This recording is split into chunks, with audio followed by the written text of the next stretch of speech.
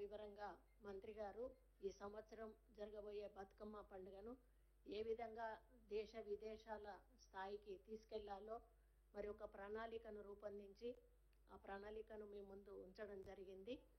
మరి పూలతో పూజించే ఒకే ఒక పండుగ మరి బతుకమ్మ పండుగ.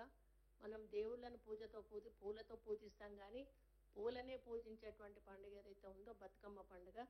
ఇది మనకు మరి పూర్వకాలం నుంచి కూడా ఆనవాయితీగా వస్తున్నటువంటి ఈ కార్యక్రమం.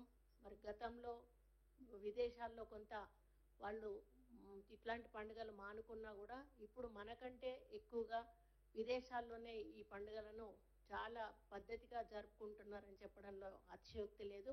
అదే క్రమంలో తెలంగాణ వచ్చిన తర్వాత కూడా మన తెలంగాణలో కూడా పెద్ద ఎత్తున ఈ పండుగను జరుపుకుంటా ఉన్నాం. లాస్ట్ టైం కూడా కాంగ్రెస్ ప్రభుత్వం వచ్చిన తర్వాత ఈ బతుకమ్మ పండుగని చాలా పెద్ద ఎత్తున చేపట్టడం జరిగింది.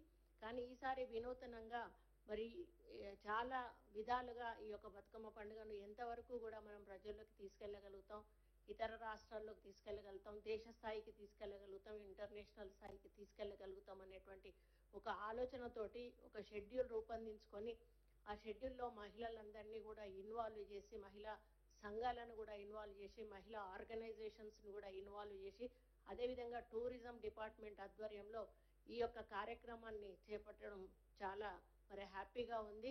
మరి ఒక మహిళగా నేను కానీ సీతక్క గారు కానీ మరి ఎన్నో కార్యక్రమాలు చేస్తానే ఉన్నాము. ఏది చేసినా కూడా బతుకమ్మ అనేది వయసుతో సంబంధం లేకుండా చిన్న పిల్లల నుంచి మొదలు పెడితే పండు ముసలి వాళ్ళ వరకు కూడా మరి 9 రోజులు కూడా అలంకరించుకొని అన్ని బాధలు మర్చిపోయి వాళ్ళు బాధలనే ఒక పాటల రూపంలో పాడుకుంటూ ఆడుకునేటువంటి పండుగ బతుకమ్మ. మరి వాళ్ళ అత్తగారింట్లో కానీ భర్తలతోటి కానీ ఆడబిడ్డలతోటి కానీ తోటికోడళ్లతోటి కానీ లేకపోతే సుఖ సంతోషాలు ఏమున్నా కూడా పాటల రూపంలో పాడుకుంటూ బతుకమ్మను ఆడుకుంటూ మరి వాళ్ళ భావాలను బయట పెట్టుకునేటువంటి పండుగ ఈ బతుకమ్మ పండుగ. మరి అన్నిటికంటే ప్రాముఖ్యత ఏంటంటే గౌరమ్మను పేర్చుకోవడము. గౌరమ్మను పేర్చుకొని ఆ గౌరమ్మ ద్వారా మరి ఒకరొకరు పసుపు కుంకుమలు పంచుకొని మనం కలకాలం ముత్తైదువులా ఉండాలి, మన భర్తలు చల్లగా ఉండాలి, మన కుటుంబం చల్లగా ఉండాలి, అదేవిధంగా రాష్ట్రం చల్లగా ఉండాలి అని చెప్పి మరి పూజించుకునేటువంటి ఈ పండుగకు చాలా ప్రాధాన్యత ఉంది. మరి ఇటువంటి పండుగలు ఇంకా ఇంకా మరి పెద్ద ఎత్తున ప్రజల్లోకి తీసుకుపోయి ప్రభుత్వం నుంచి మేము తీసుకోవాల్సిన కార్యక్రమాలన్నీ కూడా తీసుకోవడానికి ఈరోజు టూరిజం డిపార్ట్మెంట్ ముందుకు రావడం చాలా హ్యాపీగా ఉంది.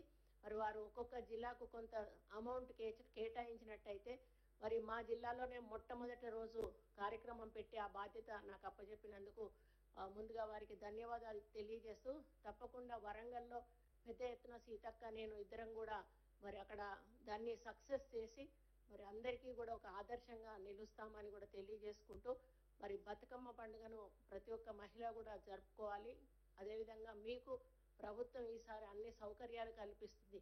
ఏది ఏమున్నా కూడా బతుకమ్మ రోజు మనము చూస్తాము గ్రామాల్లో అంతా క్లీన్ చేపిస్తారు, మంచిగా లైట్స్ పెట్టిస్తారు, మైకులు పెట్టిస్తారు, అన్ని రకాల సౌకర్యాలు కల్పిస్తారు. ఎందుకంటే ఏ వయసుతో సంబంధం లేకుండా ఆ రోజు అందరూ ఇంటికి బయటకు వచ్చేస్తారు. ఇళ్లలో ఎవరు కూడా ఒక మహిళ ఉండరు.